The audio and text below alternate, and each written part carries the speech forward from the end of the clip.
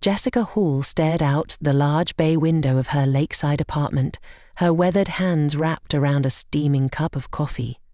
She had spent over 2 decades solving cases as a Chicago detective, and the city had become as much a part of her identity as the badge she carried. The morning sun painted the skyline in hues of gold, a sight she had seen countless times but now felt different. Today marked her first official day of retirement. Beside her sat Rex, her loyal German Shepherd partner. His chin rested on her knee, his deep brown eyes watching her with an intensity that spoke of their years together. She absent-mindedly scratched behind his ears, a comforting ritual that had helped them both during difficult times on the force. Her first professorial appointment, and the world that she had woven from earnestly following a dream. The pull of the streets, the adrenaline of cracking tough cases, the thrill of pursuing justice lingered in her veins. Yet the decision to retire hadn't been easy. The years of high-pressure work, sleepless nights, and emotional toll had begun to weigh heavily on her shoulders. The whispers of "it's time" had grown louder, and eventually she had listened. "What do you think, boy?" she murmured, her voice soft but tinged with uncertainty. "Ready for a new adventure?" Rex tilted his head slightly, his ears twitching as if he understood it was time to go on a typical Handel and A9 relationship. They had faced dangers together, solved cases that others deemed impossible, and developed an almost telepathic connection that had saved their lives more times than she could count. Jessica glanced at the pile of cardboard boxes in the corner of her apartment. They were filled with memories of her career, awards, framed commendations, and countless case files. Yet, the most significant item was a photo of her and Rex on their first day as partners. They both looked younger and slightly unsure of each other. Now, 7 years later, their connection was unshakable. The morning stretched into afternoon, and Jessica decided it was time to step out and embrace her new routine. She leashed Rex and headed to Lincoln Park, their favorite spot along Lake Michigan. The autumn breeze carried the crisp scent of fallen leaves and distant rain. Joggers, families, and fellow dog walkers filled the park, many recognizing Jessica and Rex from news stories about their legendary cases. "Hey, isn't that Detective Hall?" whispered one passerby, nudging her companion. "She and that dog cracked the Riverside mystery." Jessica smiled politely, but kept walking. She had grown accustomed to the attention, though she rarely sought it. Today, however, she felt a strange unease. The quiet life of retirement seemed foreign, almost unsettling. She tried to shake off the feeling, but Rex sensed it immediately. His posture stiffened, his ears perking up as he stayed close to her side. By the time they returned home, the faint dizziness Jessica had been feeling earlier grew stronger. She dismissed it as nerves or perhaps just the weight of change, but Rex wasn't convinced.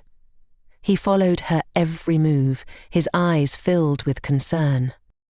That evening, as she prepared for bed, the dizziness hit her again, this time accompanied by a strange numbness in her left arm. "You're just tired," she told herself, though the worry in Rex's eyes made her pause.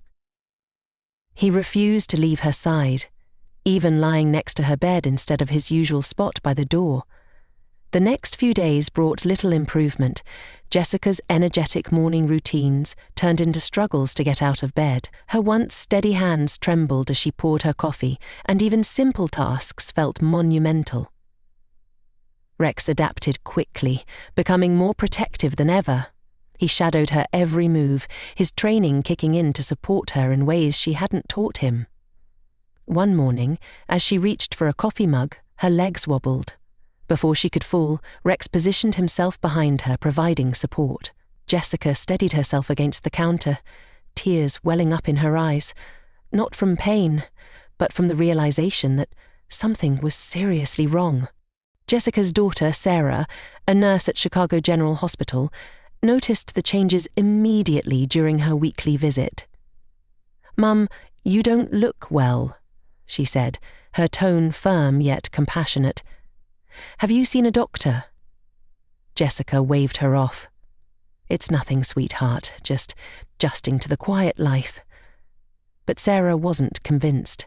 She had inherited her mother's sharp instincts and noticed how Rex never left Jessica's side, how he positioned himself to catch her if she stumbled. His behavior was eerily reminiscent of their most dangerous cases, except now the threat wasn't external, it was inside Jessica.